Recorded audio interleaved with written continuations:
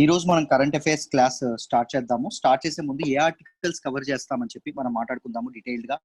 In detail మాట్లాడుకుందాము. Articles covered in the session is VIP security in India అండి. Recent గా ఒక actress Kangana Ranaut కి విఐపి సెక్యూరిటీ ఇవ్వడం జరిగింది. సో విఐపి సెక్యూరిటీ ఎవరెవరికి ఇస్తారు, ఎందుకు ఇస్తారు, ఏంటి, what are the levels of సెక్యూరిటీలో లెవెల్స్ ఏ ఉంటాయి, కేటగరైజేషన్స్ ఏ ఉంటాయి, వీటన్నింటి గురించి డీటెయిల్ గా డిస్కస్ చేద్దాము. దాంతోపాటు ప్రధానమంత్రి మత్స్య సంపద యోజన రీసెంట్ గా లాంచ్ అయిందండి. దాని గురించి కూడా మాట్లాడదాము డీటెయిల్డ్ గా. దాంతోపాటు Israel trade talks with India and చైనాతో ఇజ్రాయెల్ ట్రేడ్ టాక్స్ చేయాలని చూస్తుంది.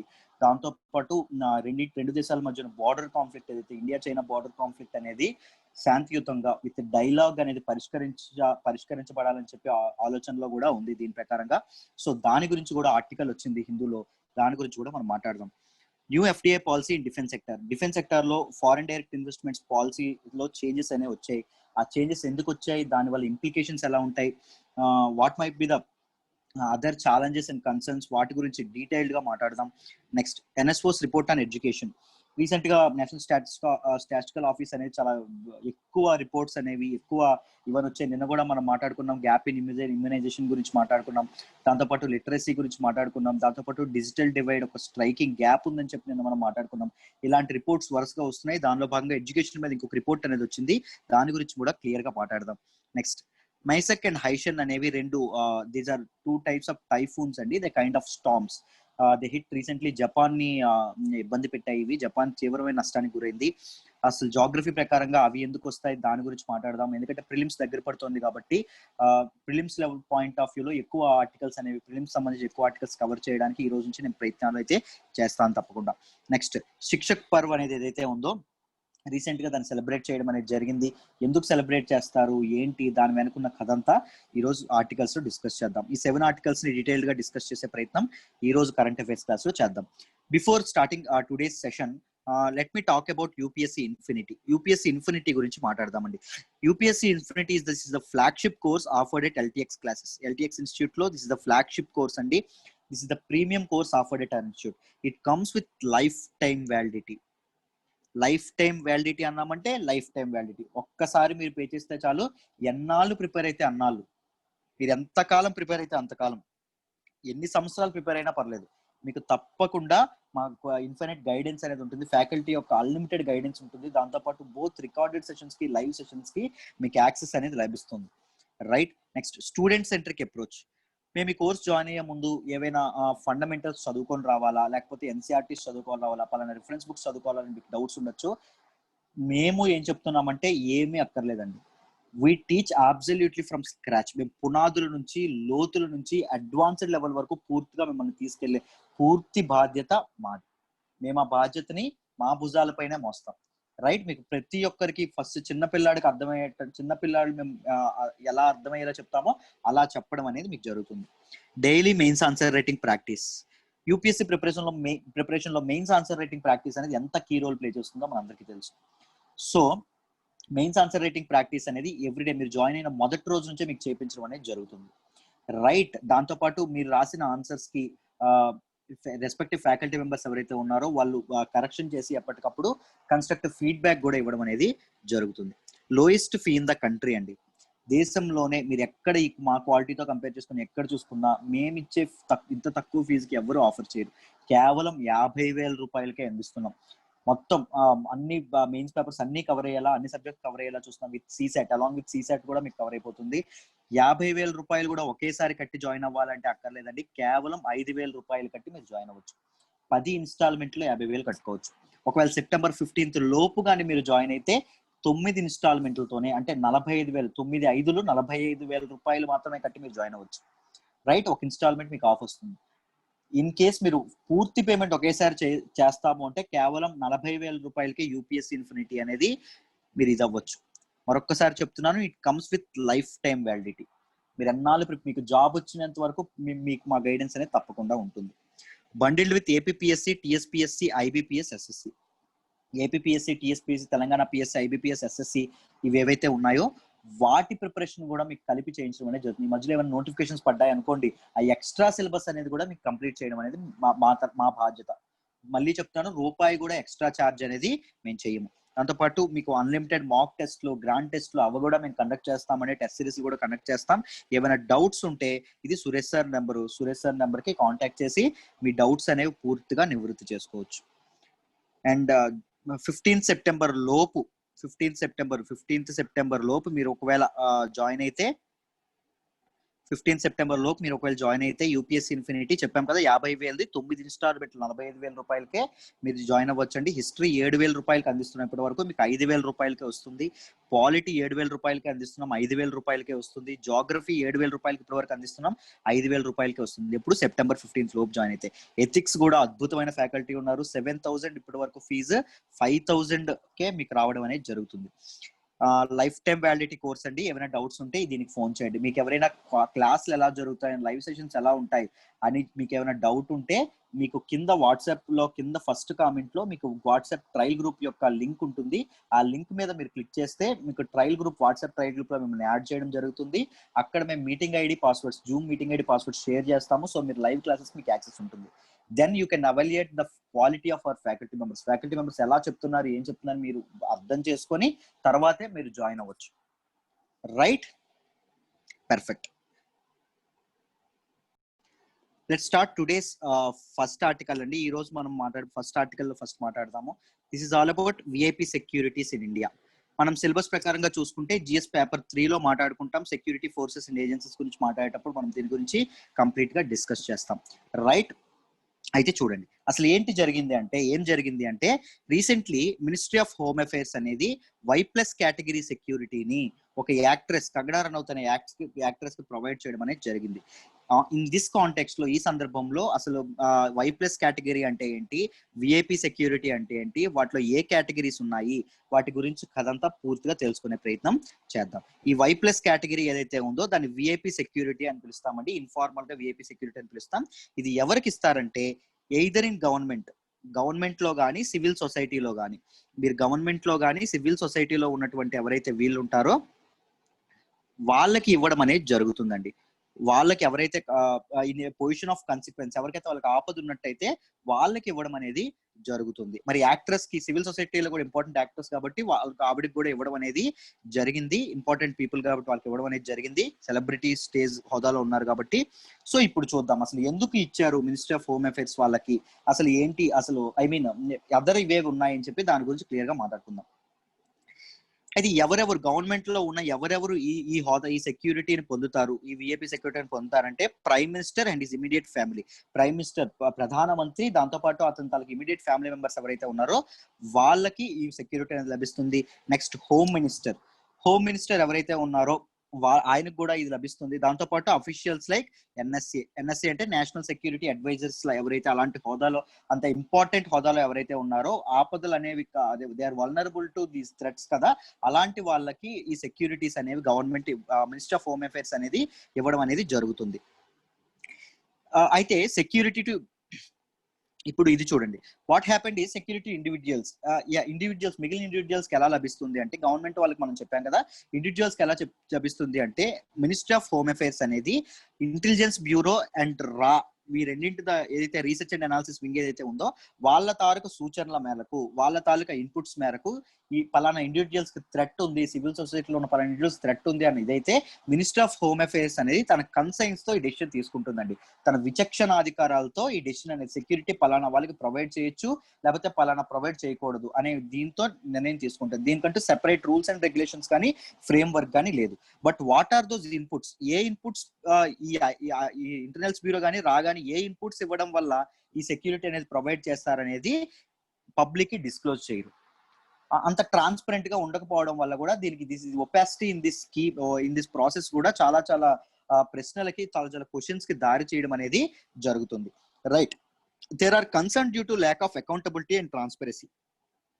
ఈ డెసిషన్ మేకింగ్ అనేది only ministry of home affairs చేతిలో ఉండడం వల్ల there is no nodal agency, అంటే ఈ డెసిషన్ తీసుకోవడానికి ఒక అథారిటేటివ్ ఏజెన్సీ లేకపోవడం వల్ల, దాంతోపాటు పబ్లిక్ కి దీన్ని డిస్క్లోజ్ చేయకపోవడం వల్ల కూడా అకౌంటబిలిటీ అండ్ ట్రాన్స్పరెన్సీ కూడా దాని మీద క్వశ్చన్స్ అండ్ కన్సర్న్స్ కూడా ఏర్పడుతున్నాయని చెప్పి చెప్తున్నారు. What are the other levels of protection ఏమున్నాయో చూద్దాం. అసలు ఏంటి అదర్ లెవెల్స్ ఆఫ్ ప్రొటెక్షన్ ఏమున్నాయో చూద్దాం. ఇప్పుడు వై ప్లస్ సెక్యూరిటీ గురించి మాట్లాడాం కదా. అదర్ లెవెల్స్ ఆఫ్ ప్రొటెక్షన్ మొత్తం 6 కేటగిరీస్ ఆఫ్ ప్రొటెక్షన్స్ ఉన్నాయండి. ఒకటి X category, 2 Y category, 3 Y plus category, Z category, Z plus category and SPG category. SPG అంటే స్పెషల్ ప్రొటెక్షన్ గ్రూప్ అండి.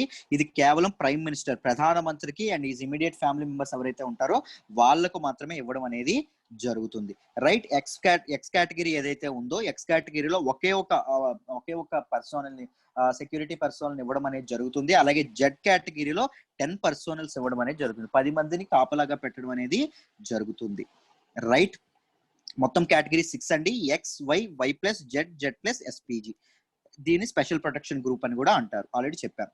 So various other kinds of security provide వీటి other kinds ఏముంటాయంటే security of residence ఏదైతే ఉంటుందో అది ఉంటుంది.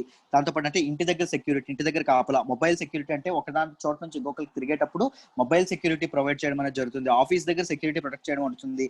Inter state security కూడా provide చేయడం అనేది కుదురుతుంది. దీనిలో భాగంగా అంటే పైన చెప్పిన 6 కేటగిరీస్ లో భాగంగా Y plus, Z plus, SPG ఏవైతే ఉన్నాయో వాటి ప్రకారంగానే ఈ సెక్యూరిటీస్ కూడా ప్రొవైడ్ చేయడం అనేది ఇదవుతుంది.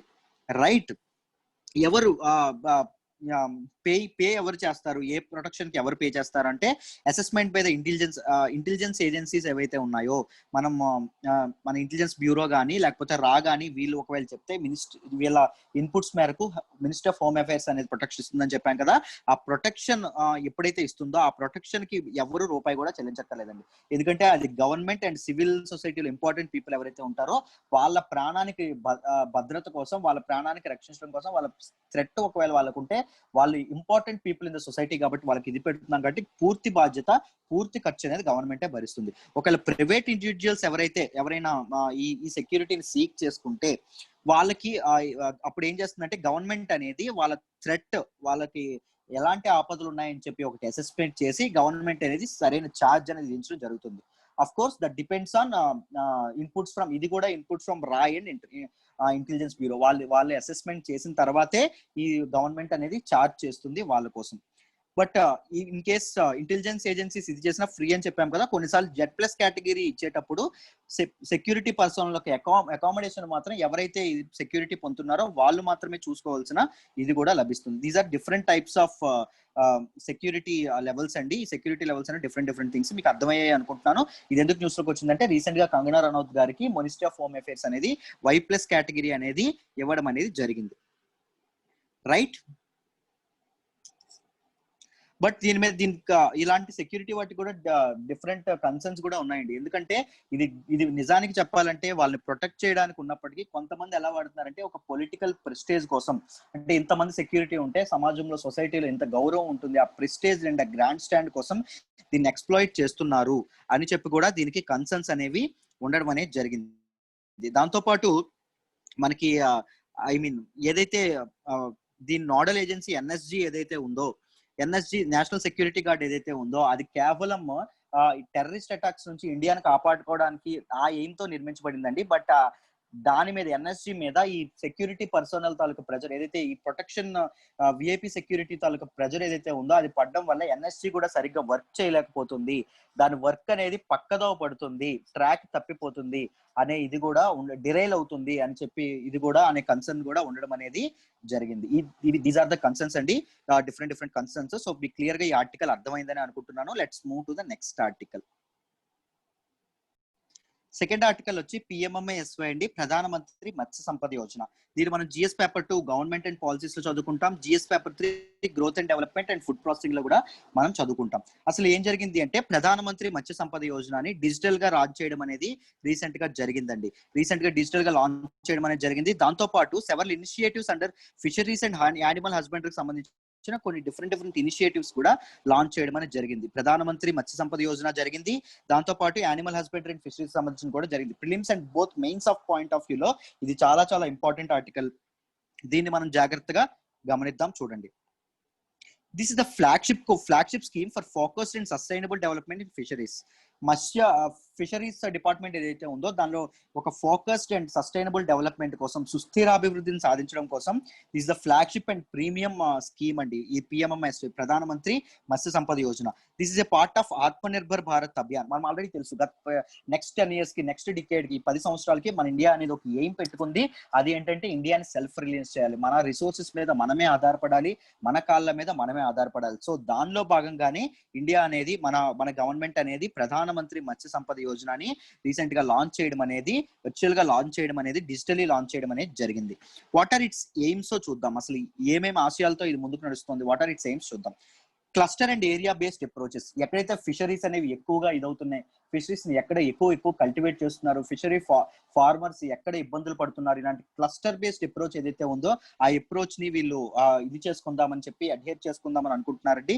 That and also focus on employment generation. ఈ fisheries and animal husbandry sector లో ఎంప్లాయ్మెంట్ జనరేషన్ అనేది జరగాలి, వీటి రిలేటెడ్ ఇండస్ట్రీస్ లో కూడా ఎంప్లాయ్మెంట్ జనరేషన్ అనేది ఇది జరగాలి అని చెప్పి కూడా ఫోకస్ అనేది పెట్టుకున్నారు. And addresses critical gaps in fish production and productivity.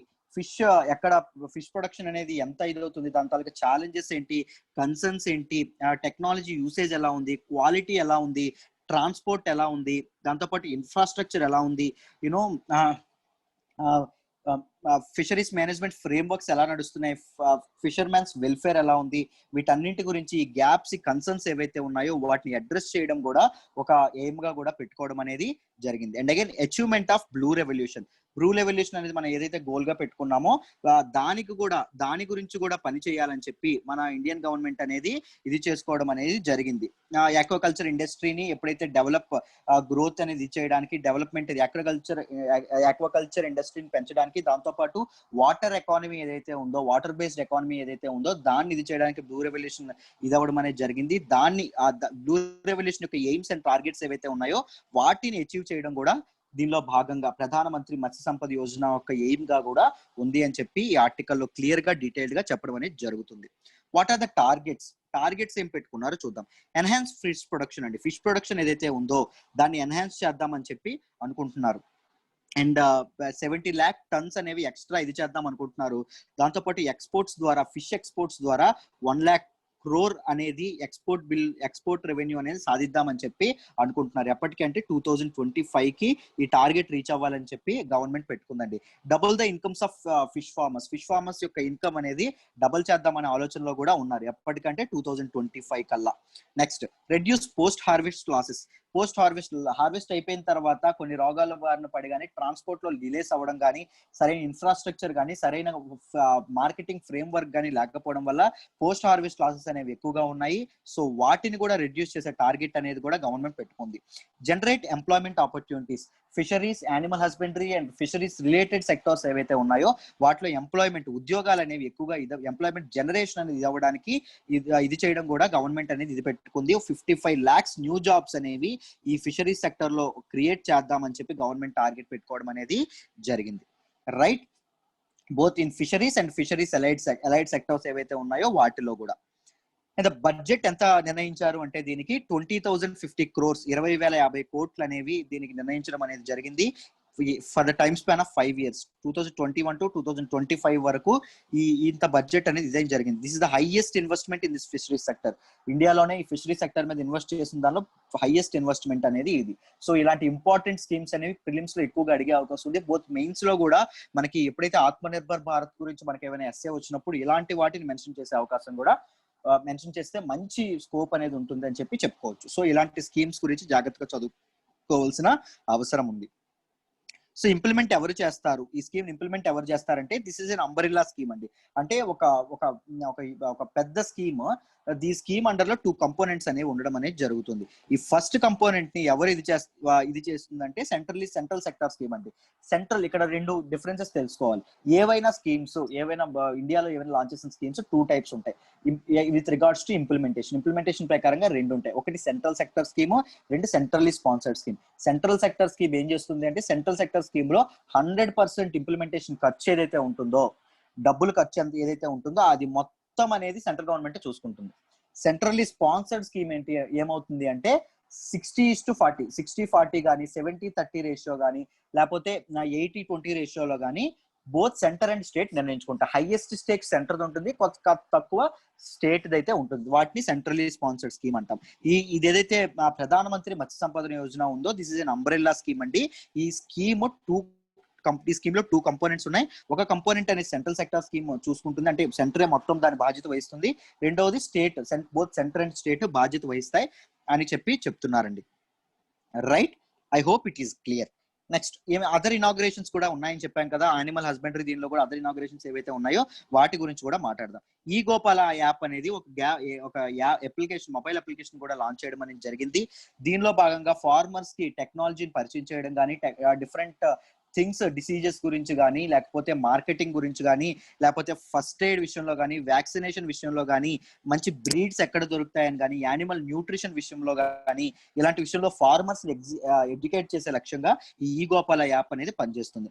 Next 7 stations ఏవైతే ఉన్నాయో, I mean elite noble breeds ఏవైతే ఉంటాయో వాటి సెమన్ కలెక్ట్ చేసి వాటిని స్టోర్ చేసి, సో డిఫరెంట్ చాలా ఎక్కువ మోతాదులో ఎక్కువ దీనిలో ఆ బ్రీడ్స్ ని కాపాడి, దాంతో పాటు వాటి ప్రొడక్షన్ కూడా ఎక్కువ ఇదేటట్టు చేయాలని చూస్తున్నారు. అంటే ఐవీఎఫ్ ల్యాబొరేటరీస్ ఏవైతే ఉన్నాయో, IVF laboratories, in vitro fertilisation laboratories అంటాము, వాటిని కూడా ఏర్పాటు చేసే ఆలోచనలో కూడా ఉన్నారు. ఎందుకంటే elite animals of indigenous breeds ఏవైతే ఉన్నాయో దానిలో మంచి బ్రీడ్లు అనే వాటిని ప్రొడ్యూస్ చేసే ఆలోచనలో అయితే గవర్నమెంట్ అనేది ఉంది. Next sex sorted semen use అంటే ఏంటి అంటే, ఓన్లీ ఫిమేల్ ఏవైతే ఉన్నాయో, ఫిమేల్ క్యాటిల్ ఏవైతే ఉంటాయో వాటిని మాత్రం ఎక్కువ ప్రొడక్షన్ చేసి వాటి ద్వారా ప్రొడక్షన్ ఇంక్రీజ్ చేసే ఆలోచనలో కూడా ఉన్నాయి. దీన్ని సెక్స్ సార్టెడ్ సెమన్ యూజ్ అని అంటాము. Next demonstration of IVF technology at farmers door step. ప్రతి ఒక్క ఫార్మర్ కి, ప్రతి ఒక్క రైతుకి, యానిమల్ హస్బెండ్ ఉన్న ప్రతి రైతుకి వీటి తాలూకా మల్టిప్లికేషన్, హై ఈల్డింగ్ యానిమల్స్ అనేవి ఎక్కువ మోతాదులో ప్రొడక్షన్ అవ్వడానికి, మల్టిప్లై అవ్వడం, వాటి నెంబర్ అనేది ఫాస్టర్ రేట్ లో మల్టిప్లై అవ్వడానికి ఇదవ్వాలని చెప్పి చూస్తున్నారు. వాటి తాలూకు ఎడ్యుకేట్ చేయాలని చూస్తున్నారు. ఎందుకంటే ఈచ్ ఫిమేల్ క్యాటిల్ అంట 20 సంవత్సరానికి 20 కాల్స్ని పెట్టగలదు, 20 పిల్లల్ని పెట్టగలదంట. సో ఇంత ఫాస్ట్ రేట్ లో వాటి ప్రొడక్షన్ అనేది ఉండాలి అంటే ఫార్మర్స్ ని కూడా ఎడ్యుకేట్ చేయాల్సిన అవసరం చాలా ఉంది. సో వాటిని demonstration of IVF technology at farmers door step అనేది కూడా ఒక దీనిగా పెట్టుకొని వాటిని కూడా, వాటి కోసం కూడా స్పెషల్ ఇనాగ్రేషన్స్ అనేవి గవర్నమెంట్ చేయడం అనేది జరిగింది. ఐ హోప్ ఈ ఆర్టికల్ మీ అందరికి ఏమైంది, ప్రధానమంత్రి మత్స్య సంపద యోజన ఏంటి, దాంతో పాటు అదర్ ఏవైతే యానిమల్ హస్బెండరీకి సంబంధించిన ఏవైతే లాంచ్ చేశారో ఈ రెండు మీకు క్లియర్ గా అర్థమయ్యాయని అనుకుంటున్నాను. Let's move to the next article. Israel trade talks with India and China అండి. దీన్ని మనం జిఎస్ పేపర్ 2 ఇంటర్నేషనల్ రిలేషన్స్ లో మాట్లాడుకుంటాము. అసలు ఏం జరిగింది అంటే, Israel is in trade talks with India and చైనాతో ఇజ్రాయిల్ ట్రేడ్ టాక్స్ చేయాలని చూస్తుంది. దాంతో పాటు ఏం ఆశిస్తుంది అంటే, బార్డర్ టెన్షన్స్ ఏవైతే ఇప్పుడు ఇండియా అండ్ చైనా మధ్య ఉన్నాయో అవి పీస్ఫుల్ గా సార్ట్ అవుట్ అయిపోవాలి అని చెప్పి ఇజ్రాయెల్ ఆలోచిస్తున్నట్టు ఒక స్టేట్మెంట్ అనేది రిలీజ్ చేయడం అనేది జరిగింది.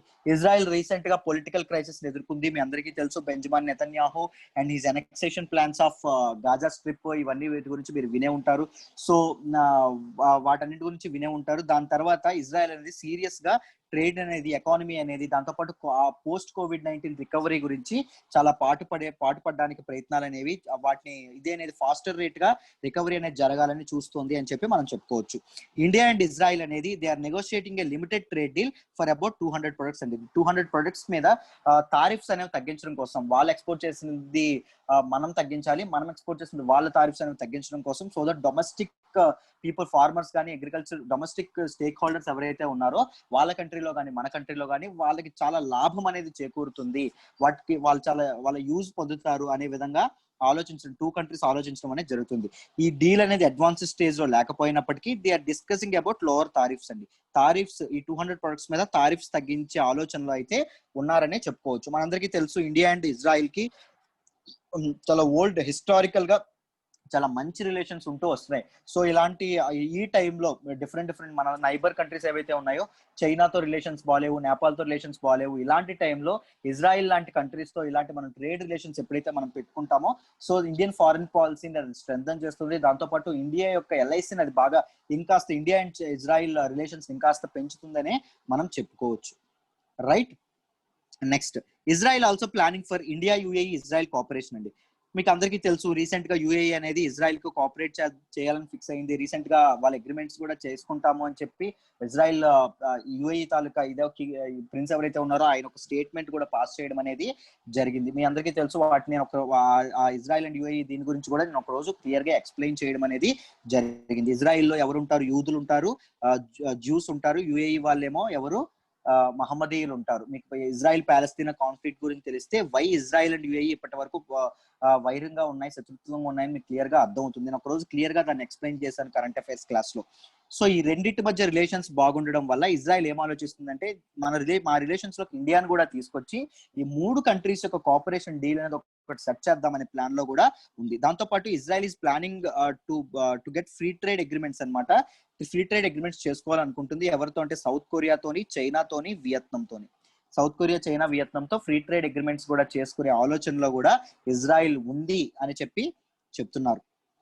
ఏషియా పెసిఫిక్ డే అనేది రీసెంట్ గా ఆగస్ట్ లో ఇజ్రాయెల్ అనేది కండక్ట్ చేయడం జరిగింది. దానిలో భాగంగా 11 ఏషియన్ కంట్రీస్ ని ఇచ్చేయడం అనేది జరిగింది. సో ఇది మన ఇజ్రాయెల్ కూడా లుకింగ్ ఎట్ ఈస్ట్ అండి, ఈస్ట్ అప్రోచ్, ఈస్ట్ నేషన్స్ తో మంచి రిలేషన్స్, ఏదైతే ఈస్టర్న్ కంట్రీస్ తో మంచి రిలేషన్స్ ఏర్పాటు చేసుకుంటే సో దెన్ పోస్ట్ కోవిడ్-19 తర్వాత ఎకానమిక్ రికవరీకి చాలా ఉపయోగపడుతుంది, ట్రేడ్ రిలేషన్స్ స్ట్రెంథన్ చేసుకుంటే చాలా యూజ్ అవుతుంది అనే ఆలోచనలో ఇజ్రాయెల్ ఉందని మనం చెప్పుకోవచ్చు. సో అందులో భాగంగానే చాలా మంచి ఆతిథ్యం అనేది రీసెంట్ గా ఏషియా పసిఫిక్ డే లో ఇజ్రాయెల్ అందరికి 11 కంట్రీస్ కి, దీనిలో ఇండియా కూడా ఉంది, 11 కంట్రీస్ కి ఇవ్వడం అనేది జరిగింది. రీసెంట్ గా యుఏఈ అనేది ఈ సెప్టెంబర్ లో అండి, ఈ మంత్ లోనే UAE and Israel two delegates from these 2 nations Israel లో మీట్ అవుతారు. మీట్ అయ్యి డైరెక్ట్ ఫ్లైట్స్ గురించి, దాంతో పాటు ఎకనామిక్ కోఆపరేషన్స్ గురించి, వీటన్నిటి గురించి డిస్కషన్ అనేది, టూరిజం డెవలప్మెంట్ గురించి, వీటన్నిటి గురించి స్పెషల్ డిస్కషన్స్ చేస్తారని చెప్పి ఈ మధ్య న్యూస్ లోకి వచ్చింది.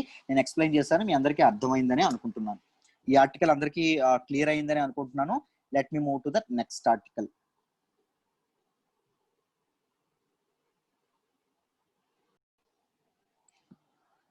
New FDI policy in defence sector అండి. దీన్ని మనం GS paper 2 government policies and interventions లో మనం చదువుకుంటాము. మనకి రీసెంట్ గా అసలు ఏం జరిగింది అంటే న్యూ ఎఫ్డిఐ డిఫెన్స్ సెక్టర్ లో న్యూ ఎఫ్డిఐ పాలసీని ఇది చేయడం అనేది జరిగిందండి. సారీ, దీన్ని జిఎస్ పేపర్ 3 ఇండస్ట్రియల్ పాలసీలో కూడా చదువుకుంటాము. జిఎస్ పేపర్ 2, జిఎస్ పేపర్ 3 రెండింటిలో కూడా చదువుకుంటాము. అసలు ఏంటి జరిగింది, what are the other issues, అసలు ఏంటి నిర్ణయం తీసుకున్నారని క్లియర్ గా మాట్లాడదాం. జాగ్రత్తగా చూడండి. యూనియన్ క్యాబినెట్ అనేది న్యూ ఎఫ్డిఐ పాలసీని డిఫెన్స్ సెక్టర్ లో తెస్తున్నట్టు ఒక అప్రూవల్ అనేది చేసిందండి. ఆ అప్రూవల్ లో భాగంగా ఏం జరుగుతుంది అంటే ఫారిన్ డైరెక్ట్ ఇన్వెస్ట్మెంట్స్ ఏవైతే ఉన్నాయో, ఎఫ్డిఐస్ ఏవైతే ఉన్నాయో అవి ఆటోమేటిక్ అప్రూవల్ నుంచి ఆటోమేటిక్ అప్రూవల్ 49% అనేది ఇది అవ్వడం అనేది జరిగింది. 49% ఎఫ్డిఐస్ అనేవి జరిగినాయి. అప్ టు 49% ఇప్పటి వరకు ఉండడం అనేది జరిగింది. దాన్ని 74% కి పెంచడం అనేది జరిగింది. Right, earlier the defense industry can bring FDIs up to 49% అండి అండర్ ఆటోమేటిక్ రూట్, అంటే గవర్నమెంట్ పర్మిషన్ లేకుండా ఆటోమేటిక్ రూట్ లో వచ్చేవి.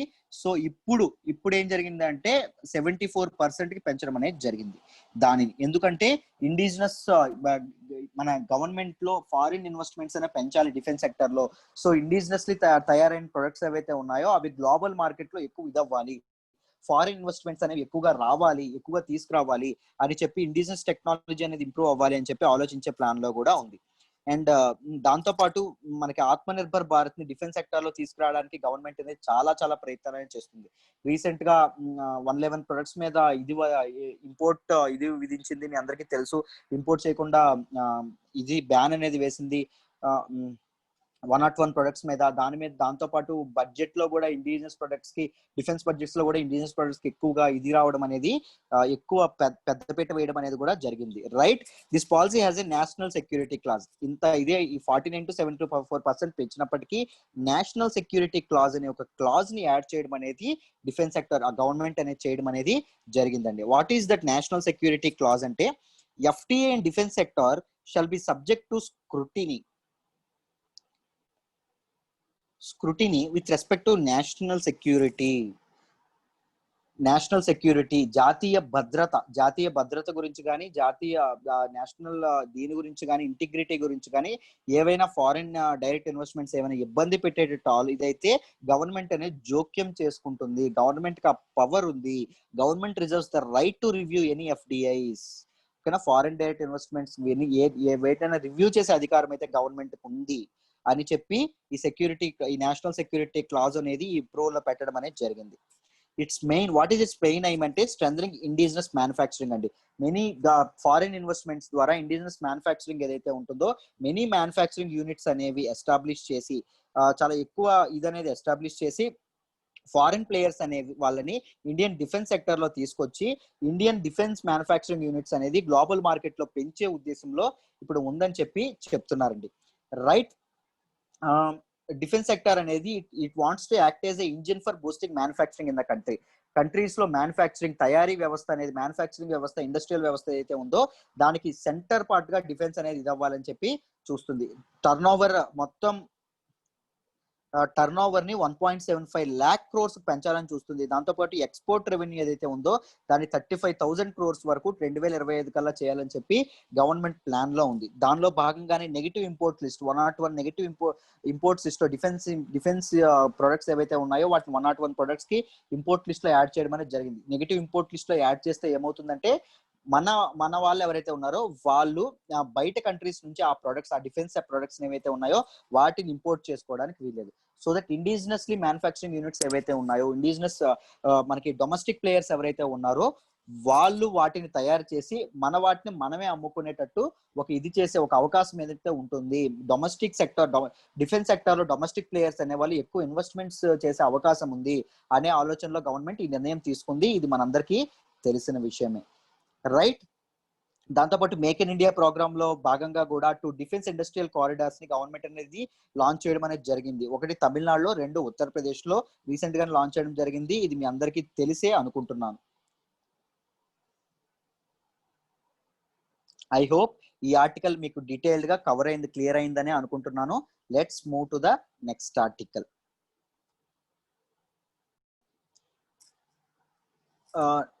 ఎన్ఎస్ఓ అనేది నేషనల్ స్టాటిస్టికల్ ఆర్గనైజేషన్ అనేది రీసెంట్ గా ఎడ్యుకేషన్ ఇన్ ఇండియా మీద ఒక రిపోర్ట్ రిలీజ్ చేయడం అనేది జరిగింది. దాని గురించి మనం వెరీ ఇన్ డీటెయిల్ గా మాట్లాడుకుందాం.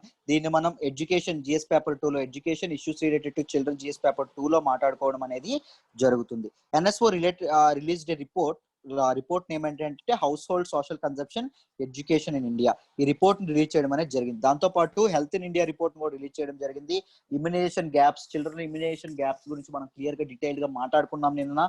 రైట్, ఎన్ఎస్ఓ అనేది వరుసగా రిపోర్ట్స్ అనేది రిలీజ్ చేస్తుందండి. నేను మాత్రమే ఒక 4 రిపోర్ట్స్ వరకు చెప్పిన్నాను. ఈ రిపోర్ట్స్ అన్నింటినీ మీరు ఒక దగ్గర ఫైల్ చేసుకొని రివిజన్ చేసే టైంలో ఉపయోగపడుతుందండి. ఈ రిపోర్ట్స్ అన్నింటినీ ఒక దగ్గరే దాచిపెట్టుకోండి, డీటెయిల్ గా నోట్ చేసుకొని ఎగ్జామ్ ముందు రివిజన్ చేయడానికి బాగా పనికొస్తుంది.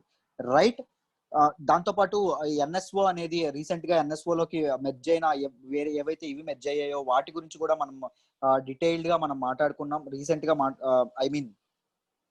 ఎన్ఎస్ఓలోకి ఏవైతే ఎన్ఎస్ఎస్ఓ కానీ మనకి సిఎస్ఓ కానీ ఇవన్నీ ఎన్ఎస్ఓలోకి ఎలా మెర్జ్ అయినాయో వాటి గురించి నేను డీటెయిల్డ్ గా రేపు వీడియో ఒకటి చేస్తాను. డీటెయిల్డ్ వీడియో మీకు డీటెయిల్డ్ గా అర్థం అవుతుంది. సో ఎన్ఎస్ఓ నుంచి ఇన్ని రిపోర్ట్స్ వస్తున్నాయి కాబట్టి ఆ వీడియో మీకు పూర్తిగా అవసరమని అనుకుంటున్నాను. సో రేపు ఆ వీడియో అనేది రిలీజ్ చేస్తాం, చూడండి, ఛానల్లో చూడండి.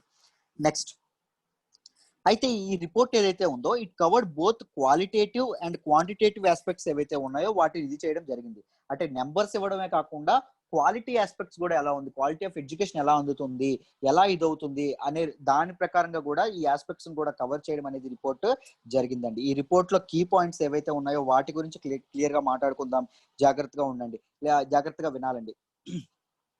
ఫస్ట్ లిటరసీ రేట్ గురించి మనం మాట్లాడుకుంటే లిటరసీ రేట్ అనేది మన దీనిలో లిటరసీ రేట్ అనేది దీనిలో రిపోర్ట్ లో క్లియర్ గా ఇవ్వడం అనేది జరిగిందండి. లిటరసీ రేట్ మొత్తం రూరల్ ఏరియాస్ లో 73.5 అని చెప్పారు. దాంతోపాటు అర్బన్ ఏరియాస్ లో 87.7 అని చెప్పారు. మొత్తం ఇండియాలో లిటరసీ రేట్ ఎంత ఉంది అంటే 77% ఉండడం అనేది జరిగిందండి. రైట్, సో దీని గురించి మనకి ఆల్రెడీ నేను లిటరసీ రేట్ గురించి రిపోర్ట్ ఆల్రెడీ ఎక్స్ప్లెయిన్ చేశాను. దాంతోపాటు ఇంటర్నెట్ యాక్సెస్ లో మేజర్ డివైడ్ ఉందని, స్ట్రైకింగ్ డివైడ్ కంట్రీలో స్ట్రైకింగ్ డివైడ్ ఉందని కూడా మనం చెప్పాం. హైయెస్ట్ ఏదని చెప్పాము, బెస్ట్ పెర్ఫార్మర్స్ నిన్న చెప్పాం హిమాచల్ ప్రదేశ్ అండ్ కేరళ అని చెప్పాం. లోయెస్ట్ పెర్ఫార్మర్స్ లో ఒడిషా ఉందని కూడా మనం మాట్లాడాం. Right, nearly 4% of rural house holds and 23% of urban house holds అనే వాళ్ళు ఓన్లీ వాళ్ళకే రూరల్ లో 4% కి, అర్బన్ లో 23% మాత్రమే కంప్యూటర్స్ ఉండడం అనేది జరిగిందండి. ఓన్లీ ఇండియాలో 24% ఆఫ్ హౌస్ హోల్డ్స్ కే 24% మందికే ఇంటర్నెట్ యాక్సెస్ ఉంది అని కూడా చెప్పడం అనేది జరిగింది. దాంతోపాటు ఎడ్యుకేషనల్ లిటరసీ రేట్స్ గురించి మనం మాట్లాడదాం. ఇండియా యొక్క లిటరసీ రేట్ ఈ 77.7% అని చెప్పారు.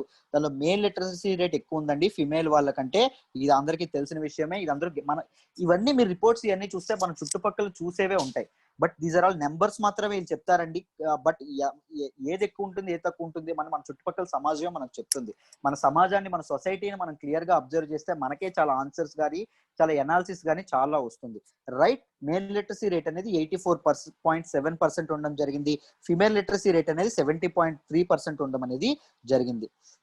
రూరల్ ఏరియాస్ లో గ్రాడ్యుయేట్స్ ఓన్లీ 5.7% మెంబర్సే ఉన్నారు. అర్బన్ ఏరియాస్ లో గ్రాడ్యుయేట్స్ 21.7% మెంబర్స్ ఉండడం అనేది జరిగిందండి.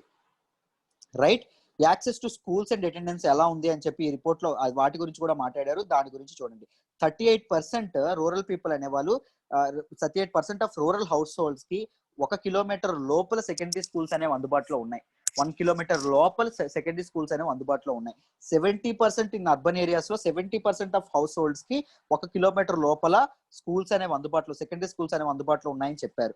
దాంతో పాటు ఇండియాలో general education basic general courses ఏవైతే ఉంటారో వాటిని పర్స్యూ చేస్తున్న వాళ్ళు 96.1%. Only 3.9% members technical and professional education ని పర్స్యూ చేస్తున్నారు. మనం ఇంజనీరింగ్ కానీ ఇలాంటి గ్రాడ్యుయేట్స్ ఎక్కువ అవుతున్నారని చెప్పి డాక్టర్స్ కానీ ఎక్కువ అవుతున్నారని మనం అనుకుంటాం. కానీ when you looking at the stats, ఈ స్టాటిస్టిక్స్ చూడండి, only 3.9% members professional and technical course ని ఇది చేస్తున్నారండి. రైట్, ఫ్రీ ఎడ్యుకేషన్ గురించి మనం క్లియర్ గా మాట్లాడదాం. ఫ్రీ ఎడ్యుకేషన్ ఇండియాలో పొందుతున్న వాళ్ళు 77% members. So free education and government schools ఎంత ఎడ్యుకేషన్ ఇది చేయడంలో ఎంత ఇంపార్టెంట్ రోల్ ప్లే చేస్తున్నాయో మనందరం అర్థం చేసుకోవచ్చు. నెక్స్ట్, ఇండియాలో స్కాలర్షిప్స్ తీసుకుంటే పిల్లలు ఓన్లీ 14% మెంబర్స్ అండి. స్కాలర్షిప్స్ అనేవి అందుబాటులో ఓన్లీ 14% మందికే వస్తున్నాయి. దాంతోపాటు ప్రీ ప్రైమరీ ఎడ్యుకేషన్ అనేది అంటే అంగన్వాడీ ఎడ్యుకేషన్ లాంటివి ఏవైతే ఉంటాయో వాటిని ఓన్లీ 33% మెంబర్స్ దీనిలో ఉన్నారు. మిగిలిన 67% మెంబర్స్ ఎవరైతే ఉన్నారో వాళ్ళు ఇంకా ప్రీ ప్రైమరీ ఎడ్యుకేషన్ కి నోచుకోవట్లేదు. అందుకోసమనే న్యూట్రిషన్ ఇండియాలో చాలా డ్రాప్ అయిపోతుంది. ప్రీ ప్రైమరీ ఎడ్యుకేషన్ ఎక్కడైతే అందుబాటులో ఉంటుందో అక్కడ న్యూట్రిషన్ కూడా సరైన న్యూట్రిషన్ కూడా అందించడం జరుగుతుంది. సో ఎప్పుడైతే ఈ ప్రీ ప్రైమరీ ఎడ్యుకేషన్ పిల్లలు దూరం అవుతున్నారో న్యూట్రిషన్ లెవెల్స్ కూడా పిల్లలు దూరం అవుతున్నారనే చెప్పుకోవచ్చు. దాంతోపాటు ప్రైవేట్ కోచింగ్ సెంటర్స్ లో ప్రైవేట్ స్కూల్స్ లో ఎంతమంది చదువుతున్నారు అంటే 20% పీపుల్ అనే వాళ్ళు చదువుతుంటున్నారు అని చెప్పి చదువుతున్నారు. Average house hold expenditure per student per year అండి. ఒక్కొక్క కుటుంబం ఒక స్టూడెంట్ కి ఎంత ఖర్చు పెడుతుందంటే బేసిక్స్ కోర్స్ మీద 8,331 రూపీస్ పెడుతుంది. టెక్నికల్ కోర్సెస్ మీద 50,307 రూపీస్ ఖర్చు పెట్టడం అనేది జరుగుతుంది. డ్రాప్ అవుట్స్ మొత్తం ఇండియాలో ఎంత ఉన్నారంటే రూరల్ ఏరియాలో 14% మెంబర్స్, అర్బన్ ఏరియాలో 10% మెంబర్స్ కోర్సెస్ నుంచి ఎడ్యుకేషన్ నుంచి డ్రాప్ అవుట్ అవుతున్నారు.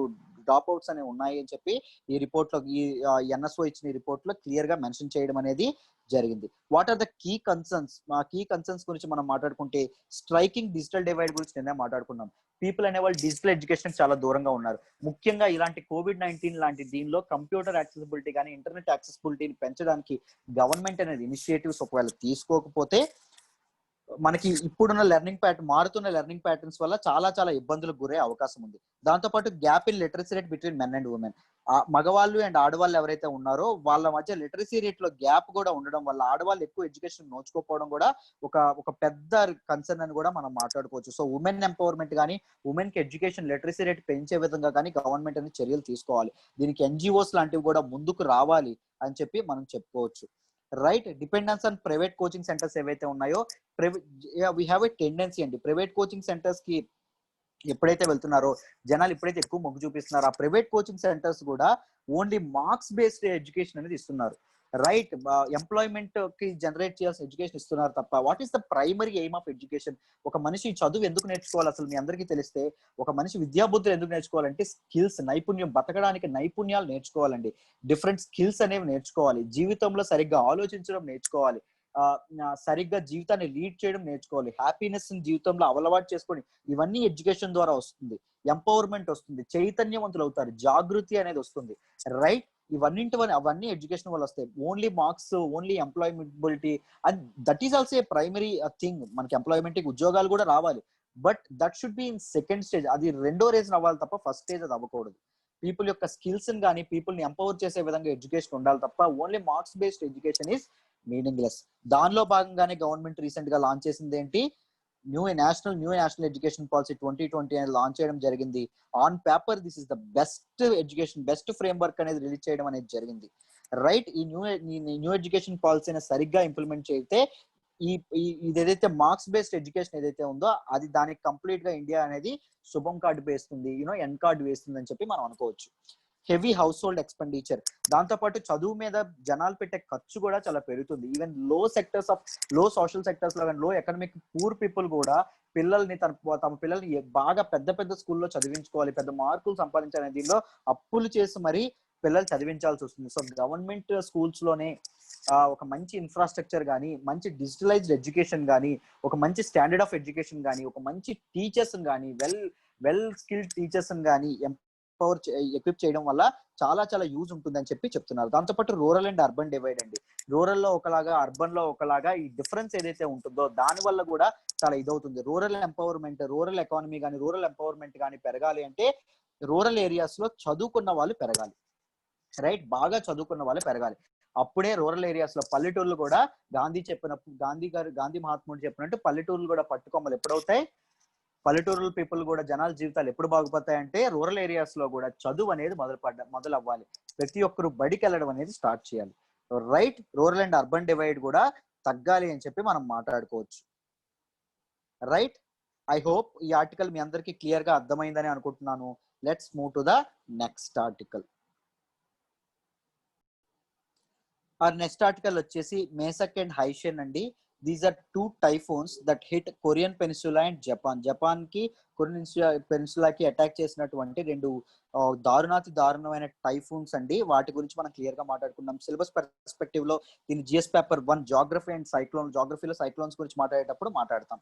రైట్, చూడండి ఈ 2 టైఫూన్స్ అనేవి, ఈ టైఫూన్ అంటే ఏంటంటే దే కైండ్ ఆఫ్ స్టార్మ్స్ అండి. They are a kind of storms. Depend on గా అంటే వాళ్ళు ఎక్కడైతే అవి అక్కరయ్యాయి, ఎక్కడైతే ఏ జాగ్రఫీ లొకేషన్ అక్కరయ్యాయి అని చెప్పి దానికి డిఫరెంట్ నేమ్స్ కూడా ఇచ్చారు. ఆ నేమ్స్ అంటే typhoons, Hurricanes, tornadoes, Willys, tropical cyclones, ఇలా డిఫరెంట్ నేమ్స్ అనేవి ఇవ్వడం కూడా జరిగింది. వీటి గురించి కూడా మనం మాట్లాడదాం. చూడండి ఆ 2 టైఫూన్స్ పేరు ఏంటి అంటే మేసక్ అండ్ హైషెన్. ఈ 2 టైఫూన్స్ అనేవి ఇబ్బంది పడడం జరిగింది. ప్రిలిమ్స్ పాయింట్ ఆఫ్ వ్యూలో వెరీ ఇంపార్టెంట్. నెక్స్ట్ వచ్చే మన ప్రిలిమ్స్ ఎగ్జామ్ లో ఇలాంటి క్వశ్చన్స్ అడిగే అవకాశం ఉంది. సో జాగ్రత్తగా వింటే అర్థమైపోతుంది. చూడండి, టైఫూన్స్ అని ఎక్కడ అంటామంటే ఒకవేళ చైనా సీలో కానీ, సౌత్ చైనా సీ కానీ, పెసిఫిక్ ఓషన్ ఏదైతే ఉందో ఒకవేళ అక్కడైతే వాటిని టైఫూన్స్ అంటాం. హరికేన్స్ అని ఎప్పుడు అంటామంటే వెస్ట్ ఇండియన్ ఐలాండ్స్ ఏవైతే ఉన్నాయో, అంటే వెస్ట్ ఇండియా ఐలాండ్స్ కరేబియన్ సీలో కానీ, అట్లాంటిక్ ఓషన్ లో కానీ అయితే వాటిని హరికేన్స్ అంటాం. టోర్నడోస్ అని ఎప్పుడైతే అంటామో గనియా ల్యాండ్స్ ఏవైతే ఉన్నాయో west Africa and southern part of USA ఏవైతే కాలిఫోర్నియా లాంటివి ఏవైతే ఉన్నాయో అక్కడ ఎప్పుడైతే జరిగింది, ఒకవేళ ఇదైతే వాటిని టోర్నడోస్ అనడం కూడా జరిగింది. California is very vulnerable to these tornadoes అండి. రైట్, విల్లీస్ అని ఎక్కడ అంటామంటే నార్త్ వెస్ట్ ఆస్ట్రేలియా ఏదైతే ఉందో, నార్త్ వెస్ట్ ఆస్ట్రేలియాలో ఒకవేళ ఇదైతే వాటిని నార్త్ వెస్ట్ ఆస్ట్రేలియాలో ఒకవేళ వచ్చే స్టార్మ్స్ ఏమంటాము అంటే విల్లీస్ అంటాము. దాంతోపాటు ట్రాపికల్ సైక్లోన్స్ అని ఎప్పుడు అంటామంటే ఇండియన్ ఓషన్ రీజియన్ అనేది ఏదైతే ఉందో అక్కడ ఏవైతే ఒక ట్రాపికల్ రీజియన్స్ లో వచ్చే సైక్లోన్స్ ఏవైతే ఉంటాయో ఇంటెన్స్ స్టార్మ్స్ గా వస్తాయండి. ఆ ట్రాపికల్ రీజియన్స్ లో వచ్చేవి వాటిని ట్రాపికల్ సైక్లోన్స్ అంటాం. అన్నింటికంటే భయంకరమైనవి ఈ tropical cyclones. They come with a speed of 120 km/h, 120 km/h speeds తో ఇవి హిట్ చేయడం అనేది జరుగుతుంది. రైట్, అయితే ఇప్పుడు రీసెంట్ గా వచ్చిన మేసక్ అండ్ హైషెన్ గురించి చదువుకుందాము. These are the category 4 hurricane storms అండి. ఓకేనా, మొత్తం హరికేన్స్ స్టార్మ్స్ అనేవి హరికేన్స్ 1 to 5 కేటగిరైజ్ చేయడం అనేది జరిగింది. దానిలో అకార్డింగ్ టు దర్ స్పీడ్ అండి, విండ్ స్పీడ్ బట్టి కేటగిరైజ్ చేస్తారు. సో కేటగిరీ 3, కేటగిరీ 4, కేటగిరీ 5 అనేది మేజర్ హరికేన్స్, చాలా భయంకరమైన హరికేన్స్ అని చెప్పి. హరికేన్స్ కూడా చెప్పాం కదా, they are a kind of storms. Right, hurricanes అని ఎక్కడ వస్తే అంటాం కరేబియన్ దీనిలో కానీ, అట్లాంటిక్ ఓషన్ లో కానీ వస్తే వాటిని ఐలాండ్స్ ఆఫ్ కరేబియన్ సీ కానీ, అట్లాంటిక్ ఓషన్ లో వస్తే హరికేన్స్ అంటాం. కేటగిరీ 4 హరికేన్ స్టార్మ్స్ అండి. They came with a speed of 130 to 156 mph, 130 to 156 mph speed తో ఇవి ఏంటి కొరియన్ పెనిన్సులా ఏదైతే ఉందో దాన్ని, జపాన్ ని హిట్ చేయడం అనేది జరిగింది. రైట్. మేసక్ అనేది దాని వర్డింగ్స్ నేమింగ్ ఎలా వచ్చింది అంటే మేసక్ అనేది ఇట్స్ ఎ కాంబోడియన్ వర్డ్ అండి. Cambodian word. దీని మీనింగ్ ఏంటంటే ఈ కాంబోడియన్ వర్డ్ మీనింగ్ ఏంటి అంటే it's a type of tree. కాంబోడియాలో it's a type of tree Maysak అనేది. హైషన్ అనేది ఇట్స్ ఎ చైనీస్ వర్డ్. దీన్ని సీ గాడ్ అంటారండి. చైనీస్ వాళ్ళ సీ గాడ్ ఏంటంటే హైషన్. ఓకేనా. ఈ పేర్లు ఇలా ఇవ్వడం అనేది జరిగింది. జపాన్ లోని this is the typhoon 9 and this is the typhoon 10. What is this typhoon 9, what is this typhoon 10 sir అంటే జపాన్ లో ఒక సంవత్సరం అంటే I mean January 1st. Let me speak about this. January 1st తర్వాత వచ్చిన first typhoon ని typhoon 1 అంటాం ప్రతి ఇయర్. సెకండ్ టైఫూన్ ని టైఫూన్ 2 అంటాం. Third the typhoon 3. సో ఈ ఇయర్ లో వచ్చిన 9th టైఫూన్ ఏంటి అంటే మేసక్. ఇయర్ లో వచ్చిన 10th టైఫూన్ ఏంటంటే హైషన్. మీకు ఇది అర్థమైందే అనుకుంటున్నాను. జపాన్ లో ఈ టెర్మినాలజీ ఎలా ఉంటుందో మీకు క్లియర్ గా అర్థమైందనే అనుకుంటున్నాను. Right. These are the 2 typhoons అండి. మనం మాట్లాడుకునే 2 టైఫూన్స్ ఇవి. రైట్. ఐ హోప్ మీ అందరికి ఈ ఆర్టికల్ క్లియర్ గానే అర్థం, జస్ట్ ఫిలిమ్స్ లెవెల్లో ఫ్యాక్ట్స్ బేస్డ్ ఆర్టికల్ మీకు క్లియర్ గా అర్థమైందనే అనుకుంటున్నాను. Let's move to the next article.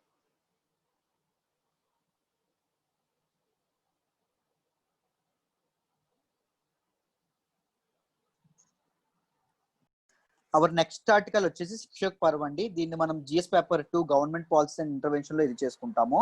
ఈ శిక్షక్ పర్వ్ అనే ఫెస్టివల్ ఏదైతే ఉందో it is being celebrated from 8th September నుంచి 25th సెప్టెంబర్ వరకు ఇది చేస్తున్నారండి. It is to the aim is to facilitate teachers.